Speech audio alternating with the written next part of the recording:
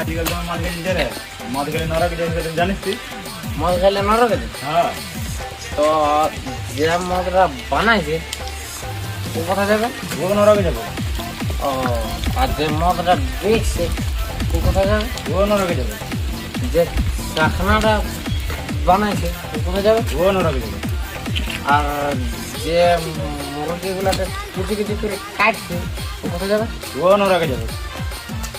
আর জনের মেয়েগুলা ইনস্টাগ্রামে ছোটখাটো ড্রেস পরে নাচছে ওরা কোথায় যাবে? ওরা নরকে যাবে। হ্যাঁ, তো তবে আমি একটা সরকারি যাই কি করবো? আমিও নরকেই যাবো। কথা তো ঠিকই বলি।